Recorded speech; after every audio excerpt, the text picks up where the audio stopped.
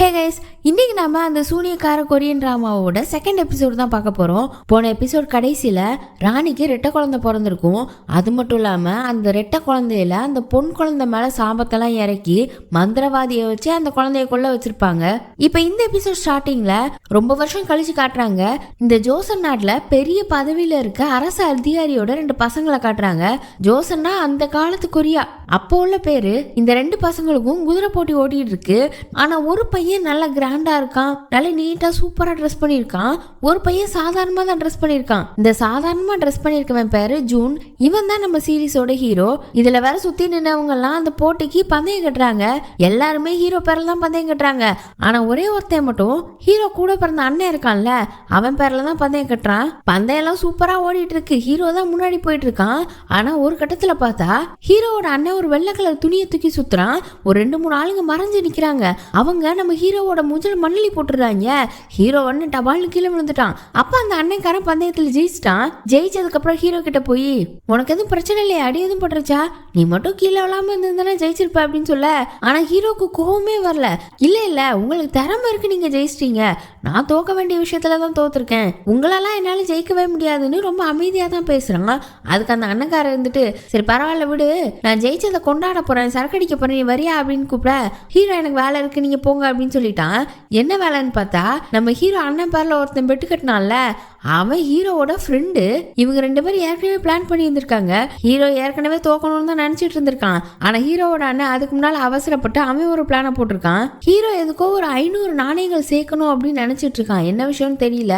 ஹீரோவோட ஃப்ரெண்டு இருந்துட்டு, நமக்கு 500 நாணயங்கள் தேவைப்படுதுல, நம்ம சூதாட்டம் பண்ணலாம், சீக்கிரம் கிடைச்சிடும் சொல்லிட்டு இருக்கான். ஆனா ஹீரோக்கு சூதாட்டம் பண்றதுல விருப்பம் இல்லை, சூதாட்டம்லாம் பண்ண முடியாதுன்னு சொல்லிட்டு இருக்கான். அப்புறம் அப்படியே ஃப்ரெண்டுக்காரன்னு கிளம்பும் போது பார்த்தா பாதி காசு ஆட்டையை போட்டு நூலில் கோர்த்து ட்ரெஸ்ல மாட்டி வச்சிருந்திருக்கான். அதை ஹீரோ கண்டுபிடிச்சி, டே நில்லு ஒரு நிமிஷம் அப்படின்னு சொல்லி ட்ரெஸ் எல்லாம் கழட்டி அந்த காசையும் ஆட்டையை போட்டான். இப்போ அப்படி இன்னொரு பக்கம் ஹீரோவோட அண்ணனை கட்டினா, அவன் நல்லா சரக்கு பொண்ணுங்கன்னு சொல்லி ஒரு இடத்துல உட்காந்து ஃப்ரெண்ட்ஸோட நல்லா சரக்கு அடிச்சிட்டு இருக்கான். அப்போ ஃப்ரெண்ட்ஸு கிட்ட, டே என்னால் நீங்கள் இன்னைக்கு நிறைய காசு சம்பாதிச்சிருப்பீங்களே, எவ்வளோ சம்பாதிச்சிருப்பீங்க அப்படின்னு சொல்லி கேட்டா, எல்லாருமே ஹீரோவோட பேரில் தானே பெட்டு கட்டினாங்க, பேபான்னு முழிக்கிறானுங்க. அப்புறம் ஒருத்தனும், எல்லாரும் ஹீரோ பேரில் தானே பெட்டு கட்ட சொன்னாங்க, அவன் தான் நல்லா விளாட்றான்னு, அதனால நான் அவன் பேரில் பெட்டு கட்டிட்டேன், அதனால தோத்துட்டேன் அப்படின்னு சொல்லிட்டு இருக்கான். அப்புறம் யார் தான் ஜெயிச்சதுன்னு கேட்கும்போது தான் ஹீரோவோட ஃப்ரெண்டு ஜெயிச்சிருக்கான்ற விஷயம் தெரிய வருது. அவனுக்கு நல்லாவே புரிஞ்சு போச்சு. ஹீரோ வேற சொன்னான்ல, நான் தோக்க வேண்டிய மேட்ச்ல தான் தோத்துருக்கேன் அப்படின்னு. அப்போ வேணும்னே தோத்து காசெல்லாம் ஆட்டையை போட்டிருக்கான்றது இப்போதான் புரியுது. அண்ணக்காரனுக்குலாம் செம்ம காண்டா இருக்கு.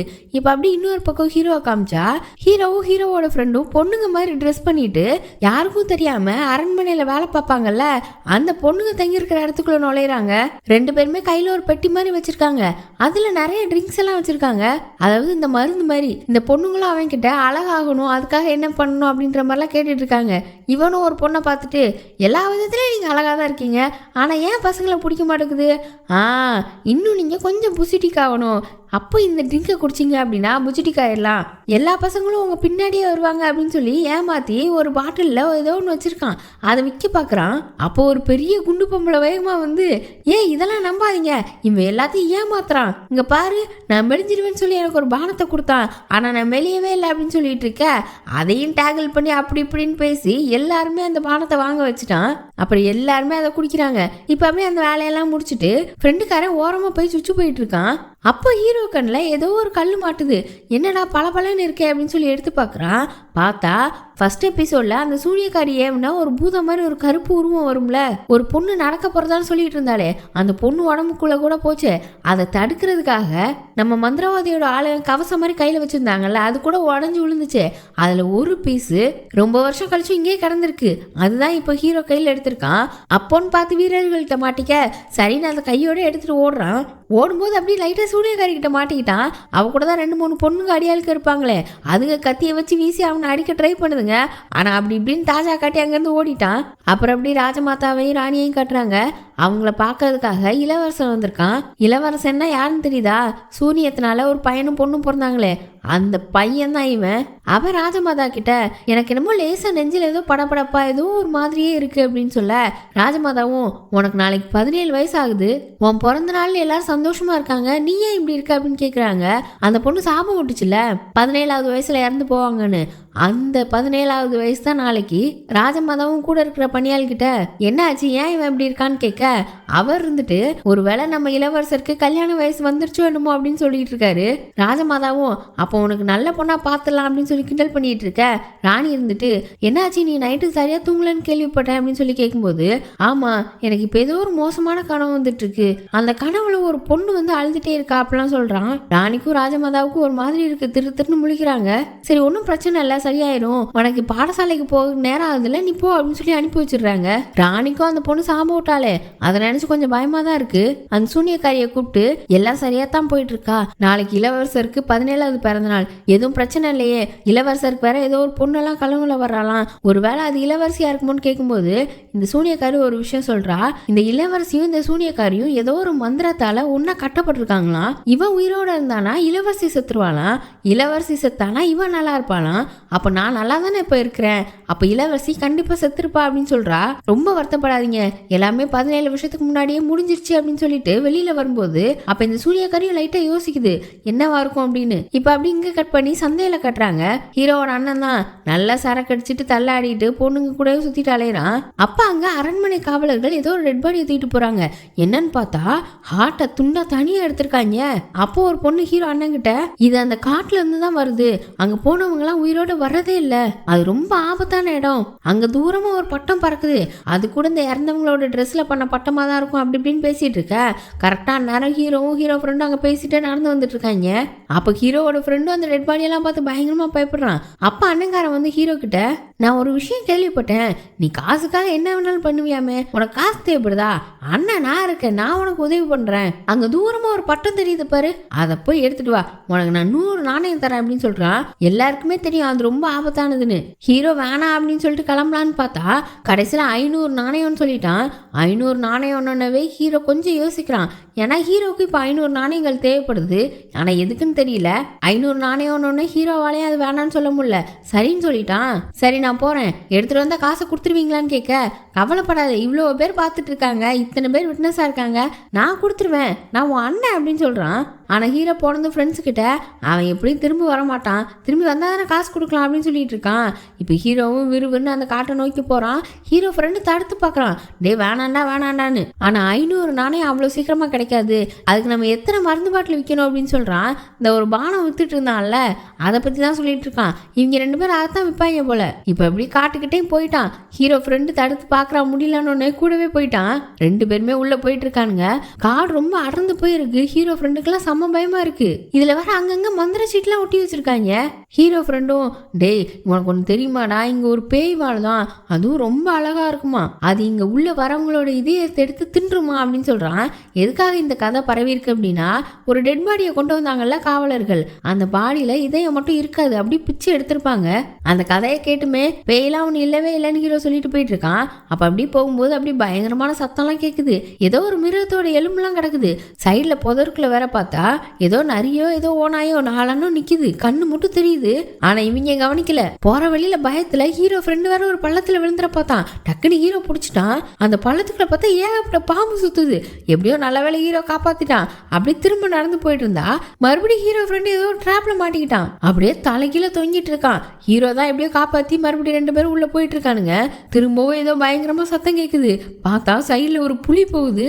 ஹீரோ ஃப்ரெண்டுக்கெல்லாம் செம்ம பயம். ஹீரோவை பின்னாடி கூடி பிடிச்சிட்டு அப்படியே நிக்கிறான். ஹீரோவும் டேய் அமைதியாரு, நான் சொல்லும் போது கரெக்டா ஓடிடணும் அப்படின்னு சொல்லிட்டு 1 2ன்னு சொல்றான். அதுக்குள்ள ஹீரோவை தள்ளி விட்டுட்டு ஹீரோ ஃப்ரெண்டு ஓடிட்டான் வேகமா. ஹீரோக்கும் செம்ம பயமா இருக்கு.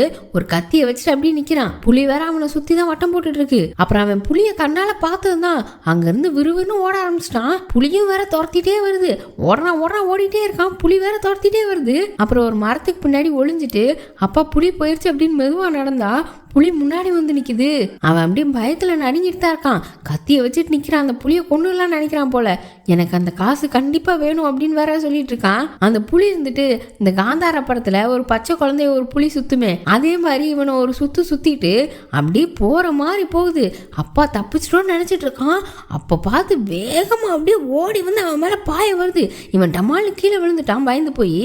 அப்போ அந்த கவசத்தோட துண்டை எடுத்துட்டு வந்ததுனால அது பக்கத்துல விழுது. அந்த புலி இவனை கடிக்க வரும்போது கரெக்டா அதுல இருந்து ஒரு வெளிச்சம் மாதிரி வருது. அந்த புலி அதை பார்த்துட்டு அப்படியே சத்தமே இல்லாம அப்படியே அங்க இருந்து நகண்டு போயிடுச்சு. இவன்லாம் பயத்துல கிடுக்கிட்டு நடுங்கி போயிட்டான். அப்புறம் அந்த கவசத்தை எடுத்துட்டு அங்க இருந்து போய்கிட்டு இருக்கான். அப்படியே பள்ளம் மேடெல்லாம் தாண்டி நிறைய பெரிய பெரிய புல்லா இருக்கு. அதெல்லாம் தாண்டி பார்த்தா ஒரு வீடு மாதிரி வருது. அங்கதான் ஒரு பட்டம் பறந்துட்டு இருக்கு. யாராவது இருக்கீங்களான்னு கேட்டு பாக்குறான். எந்த சத்தமுமே கேட்காதனால அப்படி உள்ள போறான். இந்த வீடு எப்படி போட்டிருக்காங்க அப்படின்னா, அந்த காலத்துல எல்லாம் குடிசை வீடு தானே.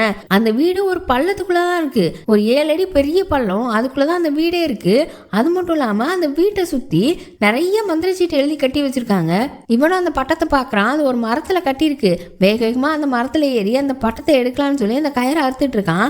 பார்த்தா டப்புன்னு கீழே விழுந்துட்டான். அந்த பட்டத்தை வேற அறுத்து விட்டுட்டானா, அது வேற அங்கிட்டாக்கு பறந்துகிட்டு இருக்கு. அச்சோ பட்டம் போயிடுச்சேன்னு பார்த்துட்டு இருக்கல, ஏதோ ஒன்று வச்சு யாரோ மூஞ்சில அடி போடுறாங்க. அப்படியே மயங்கிட்டான். பார்த்தா இங்கதான் நம்ம ஹீரோயின் இருக்கா. ஹீரோயினை பார்த்துட்டு, யார் நீங்க, என்ன பண்றீங்க, எதுக்கு இப்படிலாம் பண்றீங்க அப்படின்னு சொல்லி கேட்க, இவன் என்ன நம்ம வீட்டுக்கு வந்துட்டு நம்மள யார் என்னன்னு கேட்டுட்டு இருக்கான் அப்படின்னு சொல்லிட்டு இருக்க. அவனும் நான் எதுவும் மோசமானவெல்லாம் கிடையாது, அவுத்து விடுங்க அப்படின்னு சொல்லிட்டு இருக்கான். அப்புறம் தான் ஹீரோயினை பார்க்கறான். அவன் வேற ரொம்ப அழகா இருக்காளா. இப்பதான் இவனுக்கு அவன் ஃப்ரெண்டு சொன்னது ஞாபகம் வருது. ஒரு அழகான பொண்ணு இதயத்தை தூக்கி தின்றுவா அப்படின்னு சொல்லியிருப்பானா. அதை நினைச்சிட்டு கொஞ்சம் பயப்படுறான். நீ பேய் தானே, இங்க தனியா அந்த காட்டுக்குள்ள இந்த வீடை பார்த்தாலே தெரியுது, இந்த வீட்டுக்குள்ள வந்ததுல இருந்து எனக்கு தலை வலிக்குது அப்படின்னு சொல்ல, நான் தலையில அடிச்சதுனால வலிச்சிருக்கோம் அப்படின்னு சொல்லிட்டு இருக்கா. இவன் வேற சாத்தானே அப்பால போ அப்படின்னு கத்திட்டே கிடக்கான். இவன் உடனே வேகமா போய் ஒரு முள்ளங்கி எடுத்து அவன் வாயில வச்சுட்டு கத்திக்கிட்டே கிடக்குற அப்படின்னு சொல்லிட்டு அவனையும் தூத்து பாக்குறா. காதெல்லாம் பிதிக்கி பாக்குற, கண்ணெல்லாம் நோண்டி பாக்குறா. பரவாயில்ல, நீ ஆபத்தானவன் மாதிரி தெரியல, நான் உன் கையை அவுத்து விடுறேன், ஆனா நீ என்ன சாப்பிட்றதுக்கு விடணும் அப்படின்னு சொல்லி கேட்குறா. அவனுக்குலாம் பயம், நம்மளை சாப்பிட சொல்கிறாளோன்னு. அப்புறம் தான் பார்த்தா அந்த வீட்டு பக்கத்துல ஒரு மரம் இருக்கு, அதுல ஒரு பழம் இருக்கு. அந்த பழத்தை பறிச்சுறதுக்காக தான் கேட்டிருக்கா. ஏன் இங்கிட்டு வந்து பறிக்க முடியாதா அப்படின்னு கேட்க, அவன் இங்கிட்டு வரக்கூடாது போல. அப்படியே அந்த பழத்தையும் பறிச்சு கொடுக்கணும். இப்போ நம்ம மந்திரவாதியை காட்டுறாங்க. அந்த மந்திரவாதி அந்த காட்டுக்குள்ள வராரு. கூடவே அவரோட ஒய்ஃபும் வராங்க. அப்போதான் இந்த ட்ராப்ல ஃப்ரெண்டு காலை வச்சு தொங்கினான்ல, அந்த ட்ராப் அப்படி தொங்கிட்டு இருக்கு. இவரும் பாக்குறாரு, ஒருவேளை இவங்க தான் இந்த ட்ராப்லாம் செட் பண்ணிருப்பாங்க போல. அந்த பக்கம் ஹீரோ ஒரு பழம் பறிச்சு கொடுத்தான்ல, அது பேர் ஈச்சம்பழம் போல. அதை சாப்பிட்டுட்டு இருக்கா. அவனும் உட்காந்துக்கிட்டு, நீ நிஜமாவே பேயெல்லாம் கிடையாதா, மனுஷி தானா அப்படின்னு கேட்டுட்டு இருக்கான். என்னை பார்த்தா எப்படி தெரியுது, மனுஷி மாதிரி தெரியலையா அப்படின்னு அவன் கேட்க, இவன் அவன் குடும்பத்தை பத்திலாம் கேட்கறான். அவன் எதுவுமே சொல்லல. எதுக்கு நீங்க வந்தேன்னும் போது அப்பதான் அந்த பட்டத்தை பத்தி சொல்றான். இவன் வேற பட்டத்தை அத்து விட்டானா, என் பட்டம் எங்கன்னு அவளும் பாக்குறா. இவன் ஏன் பட்டம்ங்கிறான், அவளும் ஏன் பட்டம்ங்கிறா. நீ என்ன ஏன் பட்டத்தை உன்னோடதுன்னு சொல்லிட்டு இருக்கன்னு கேட்க, அதெல்லாம் நான் அப்புறம் சொல்றேன், அந்த பட்டத்துக்காக தான் நான் வந்தேன் அப்படின்றான். இது வேற ஹீரோயினுக்கு ரொம்ப பிடிச்ச பட்டமா. அப்புறம் ஹீரோயின் இன்னொரு பட்டம் வேற வச்சிருக்கா, அது வேற கிழிஞ்சிருக்கு. சரி, அதை சரி பண்ணுவோன்னு இவன் சரி பண்ணிட்டு அவட்ட வந்து இப்போ இது பறக்குமா அப்படின்னு கேட்டுட்டு இருக்கான். பரவாயில்ல, இது வேணாம், நல்லா இல்லை, தூர போட்டுருவோன்னு சொல்ல, இல்லை பரவாயில்ல நான் சரி பண்ணி தரேன், சரி நான் பரவாயில்ல தூர போட்டுருவோம் அப்படி இப்படின்னு 2 பேர் பிடிச்சி விழுந்துட்டு இருக்க. டக்குன்னு அவன் மேலே விழுந்துடுறா. இது என்ன ஹார்ட் இப்படி துடிக்குது, அப்படியே இரு நான் நல்லா கேட்குறேன் அப்படின்னு சொல்லிட்டு இருக்கா. அவன் இதெல்லாம் பண்ணக்கூடாது, ஒரு பொண்ணு இப்படிலாம் பண்ணக்கூடாது அப்படின்னு சொல்லிட்டு இருக்கான். இவன் காட்டிலே தானே வளர்றா, அதனால இவளுக்கு நிறைய விஷயங்கள் தெரியல. இவனுக்கு வேற வெக்கத்துல கண்ணெல்லாம் செவக்குது. உனக்கு என்னாச்சு, உடம்பு சரியில்லையான்னு கையை வச்சு பாக்குறா. நீ இப்படிலாம் பண்ணக்கூடாது, ஒரு பொம்பளை பிள்ளை அப்படிலாம் பண்ணக்கூடாது அப்படின்னு சொல்லிட்டு இருக்கான். அப்புறம் பார்த்தா டப்புக்குன்னு கண்ணடிக்கிறா. என்ன பண்ற, என்னதான் நீ பண்ண ட்ரை பண்ற அப்படின்னு கேட்குறான். அப்புறம் வேகமா போய் ஒரு புக் எடுத்து அதுல ஏதோ பாக்குறா. பார்த்தா அதுல ஒரு பொண்ணு பையனை பார்த்து கண்ணடிச்சான். அவன் மூக்குல இருந்து ரத்தம் வரும்னு போட்டிருக்கு. அதுதான் ட்ரை பண்ணிட்டு இருக்காளாம். இவளுக்கு எதுவுமே தெரியல. அப்போன்னு பார்த்து இவ பேரை சொல்லி யாரோ கூப்பிடுறாங்க. வேகமா இவன்ட்ட போ அப்படின்னு சொல்லி வரட்டி விட்டுட்டு இருக்கா. பார்த்தா மந்திரவாதி தான் வராரு. என்னாச்சு, இவ்வளவு நேரமா கூப்பிட்டு இருக்கேன் வரலன்னும் போது அது ஒரு பெரிய அணில் அங்கிட்டு வந்துச்சு இங்கிட்டு வந்துச்சுன்னு சொல்லி ஏதோ கதை சொல்லிட்டு இருக்கா. அந்த பக்கம் போயிடுச்சுலாம் வர சொல்ல இவரும் கொஞ்சம் கோவத்துல கத்துறாரு. உங்ககிட்ட நான் எத்தனை தடவை சொல்லியிருக்கேன், இதை தாண்டி நீ போகவே கூடாது, போக ட்ரை பண்ணியா, நான் என்ன சொன்னனோ அதை ஞாபகம் வச்சுக்கோ அப்படின்னு திட்டுறாரு. அப்புறம் திட்டமேன்னு வருத்தத்துல அவகிட்ட கொஞ்சம் பாசமா, நீ எக்காரணத்தை கொண்டு இங்க இருந்து போக கூடாதுன்னு சொல்றாரு. இவங்களை அப்பா அம்மான்னு தான் கூப்பிடுறா. அப்ப மந்திரவாதியோட ஒய்ஃப் வந்து இவங்களுக்கு ஒரு சட்டையை போட்டு விடுறாங்க. இவ அவங்க ரொம்ப ஏக்கமா பாக்குறா, அம்மான்னு கூப்பிடுறா. ஆனா அவங்க எதுவுமே பதில் சொல்லல. அப்படியே அங்கிருந்து கிளம்பிட்டாங்க. இவங்க இன்னும் அவளை பொண்ணா ஏத்துக்கல போல. இதை ஹீரோவும் ஒளிஞ்சு நின்று பார்த்துட்டு தான் இருக்கான். அப்ப மந்திரவாதி சுத்தி மந்திர கட்டா போட்டிருக்காருல, அதெல்லாம் செக் பண்ணிட்டு இருக்காரு. அப்போ ஒரு விஷயத்த பத்தி யோசிச்சு பாக்குறாரு. பழைய பிளாஷ்பேக். இந்த மந்திரவாதியும் கூட 5-6 பேர் இருந்தாங்கல்ல, அவங்களும் நின்று பேசிட்டு இருக்காங்க. அவங்க ஒரு கோயில் இருக்கு. அந்த கோயில்ல புக் ஆஃப் பேனிஷ்மெண்ட்னு ஒன்று இருக்கான். அதை கண்டுபிடிச்சோம் அப்படின்னா நம்ம இளவரசியை காப்பாத்துறதுக்கு ஏதாவது வழி இருக்கும், அந்த சாபத்தை அழிச்சிடலாம் அப்படின்னு சொல்லிட்டு இருக்காங்க. அது மட்டும் இல்லாம இந்த சூனியக்காரி இருக்கால, அவ இவனே பேசுவோம் சரியான வெளியா தானே இருக்கா. அவளுக்கு ஒரு சூனியம் பண்ணி ஒன்று கிடைக்கணும் அப்படின்னா இன்னொன்னு தியாகம் பண்ணணுமா, அதுக்காக இளவரசியையும் தியாகம் பண்ணுவா அப்படின்ற மாதிரிலாம் பேசிட்டு இருக்காங்க. அது மட்டும் இல்லாம இளவரசி இருக்கணும்னா அவ இருக்கக்கூடாது, அவளுக்கு இந்த ஜோசனை அடையணும் அப்படி இல்லைன்னா அழிக்கணும்ன்றது தான் என்னம்மா. அப்படி மந்திரவாதி ராஜா கிட்ட பேசுறதையும் காட்டுறாங்க. அந்த குழந்தை பிறந்துச்சுல்ல, அந்த குழந்தைய ராஜா கிட்ட தூக்கிட்டு போயிருப்பார் போல. ராஜாவும் இதுதான் அந்த சாபத்தோட பிறந்த குழந்தையான்னு கேட்க அவரும் ஆமா இந்த குழந்தை தான் அந்த சூனியக்காரியையும் தடுக்க முடியும் அப்படின்னு சொல்ல ராஜா ஒரு விஷயம் சொல்றாரு. இந்த சூனியக்காரியும் ராஜமாதாவும் சேர்ந்து 5 வருஷத்துக்கு முன்னாடி ஏதோ பண்ணிருக்காங்க, இதுக்கு முன்னாடி இந்த ராஜாவையும் கொல்ல பார்த்திருக்காங்க, அதனால தான் நான் இந்த நிலைமையில இருக்கேன்னு சொல்லி ராஜா ஃபீல் பண்றாரு. அது மட்டும் இல்லாம அந்த குழந்தைகிட்டையும் போய் என்ன மன்னிச்சிரு, இந்த நாட்டோட ராஜாவா இருந்தும் உன்னோட அப்பாவா இருந்தும் என்னால ஒன்றும் பண்ண முடியல அப்படின்னு சொல்லிட்டு மந்திரவாதி கிட்ட இந்த குழந்தைய காப்பாற்றணும், என்ன மாதிரி இன்னொரு ராஜா இந்த நாட்டுக்கு வரக்கூடாது, எப்படியாவது இந்த சாபத்தை உடைக்கணும், அந்த சூனியக்காரியை நிறுத்தணும் அப்படிலாம் சொல்லியிருக்காரு. மந்திரவாதியும் நான் எப்படியாவது இந்த குழந்தைய காப்பாற்றுவேன், என் உயிரை கொடுத்தாவது காப்பாற்றுவேன்னு சொல்லியிருப்பாரு போல. அப்புறம் எப்படி திரும்ப பிரசன்ட்டுக்கு வந்தா அவளை பார்த்துட்டு மந்திரவாதி கிளம்பிட்டாரு. இவன் மட்டும் தனியாக தான் இங்கே இருப்பா போல. அப்போ ஒரு கேரக்டர் உள்ள வருது. யாருன்னு பார்த்தா மந்திரவாதியோட பையன், ஹீரோயினோட அண்ணன். ஆனால் அண்ணன்லாம் சொல்ல முடியாது, எனக்கு கூட பிறந்தவன் இல்லைல்ல, இவனை நம்ம பேர் சொல்லியே கூப்பிட்டுப்போம். அவன் இவளுக்கு ஒரு பூங்கத்தில் கொண்டு வந்துட்டு இருக்கான், ஏதோ திருவிழா நடக்க போகுதான், அதுக்காக எல்லா ஏற்பாடுகளும் நடந்துட்டு இருக்கான். இவளுக்கு வேற அங்கே போக முடியலேன்னு கொஞ்சம் வருத்தம் இருக்கு. இந்த பலூன் மாதிரி கட்டி அதில் விளக்கெல்லாம் ஏற்றி மேலே விடுவாங்கல்ல, அந்த மாதிரி திருவிழா தான் போல. இவளுக்கும் ஒன்று அந்த மாதிரி கொண்டு வந்திருக்கான். இதில் உன் விருப்பத்தை எழுதி இதை பறக்க விடு, அது நிறைவேறும்னு சொல்ல அவளும் அது எப்படி நான் எழுதுனா மட்டும் என்ன ஆக போகுது, என் விருப்பம்லாம் நிறைவேறாது அப்படின்னும் போது அதெல்லாம் ஒன்றும் இல்லை, நீ எழுது, நான் உனக்காக அதை நடத்தி கொடுக்குறேன் அப்படின்னு சொல்லிட்டு இருக்கான். அவளும் ஏதோ எழுதி அதில் மாட்டி விடுறா. என்னன்னு கேட்கும்போது அதெல்லாம் வெளியில சொல்லக்கூடாது அப்படின்னு சொல்லிடுறா. அப்புறம் இவன் வேற ஒரு விஷயத்த யோசிச்சு பார்க்கறான். மந்திரவாதி ஹீரோயின் கிட்ட இவனை போகக்கூடாதுன்னு சொல்லியிருக்காரு, ஆனாலும் அவ தனியா இருக்கா, அவ வாழ்க்கை பூரா அங்க அடைஞ்சு கிடக்கணுமா, நான் அவளை போய் பார்த்தாலும் அவளுக்கு ஆறுதலா இருக்கும்னு சொல்லும்போது அதையும் கேட்காம அவர் போகக்கூடாதுன்னு சொல்லியிருக்காரு. இப்ப அதை யோசிச்சு பார்த்துட்டு இருந்தாலும் பரவாயில்ல அப்படின்னு சொல்லிட்டு இவ கூட ஜாலியா இருக்கான். அதோட திருவிழாக்கு வர முடியலையேன்னு வருத்தமா இருக்கான்னு கேட்க சாச்சா எனக்கு வருத்தமாலாம் இல்ல, அங்க என்ன எவ்வளவு சத்தமா இருக்கு, இங்க வர கேக்குது, எனக்கு காதே வலிக்குது, கோமா வருது அப்படின்னு சொல்லிட்டு இருக்கா. அப்புறம் ஹீரோவை பார்த்தா அவன் அங்கிருந்து போய்கிட்டு இருக்கான். அப்ப அவனுக்கு ஹீரோயின் ஞாபகமா தான் இருக்கு, அவ தனியா இருக்காளே அப்படின்னு சொல்லிட்டு. அப்புறம் தான் யோசிக்கிறான், நம்மளே 1008 பிரச்சனையில இருக்கோம், நம்ம எப்படி மற்றவங்க பிரச்சனை யோசிச்சு பார்க்க முடியும் அப்படின்னு சொல்லிட்டு யோசிச்சுட்டே வந்துட்டு இருக்கும்போது ஒரு பாறையா இருக்கு, அதுக்கு மேல ஒரு மரம் இருக்கு, அதுல அந்த பட்டம் தொங்கிட்டு இருக்கு. அதையும் இவன் பாக்குறான். பார்த்துட்டு அதை பறிக்க முடியாதுன்னு திரும்ப போகணும்னு நினைச்சவன் ஹீரோயின் அது எனக்கு ரொம்ப பிடிச்ச படம்னு சொல்லியிருப்பாளா, அதை நினைச்சிட்டு சரி அதை எடுப்போம் அப்படின்னு சொல்லிட்டு அந்த பாறை மேல ஏறிட்டு இருக்கான். அப்படியே கிட்டத்தட்ட பட்டம் கிட்ட போயிட்டான். வேறெல்லாம் பிடிச்சிதான் மேல போயிருப்பான். அப்படியே பட்டத்தோட கயிறை பிடிக்க டபார்னு கீழே விழுந்துட்டான். அப்படி இந்த எபிசோட் முடியுது. அடுத்து ஹீரோக்கு என்னாச்சு, அவளோட 17வது பிறந்த நாள்ல என்னென்ன நடந்துச்சுன்றதெல்லாம் அடுத்த எபிசோட்ல பார்ப்போம். அதுக்கு சேனலை சப்ஸ்கிரைப் பண்ணி பெல் ஐக்கானை பிரஸ் பண்ணி வச்சுக்கோங்க. வீடியோ பிடிச்சிருந்தா லைக் பண்ணுங்க, ஷேர் பண்ணுங்க. Bye by.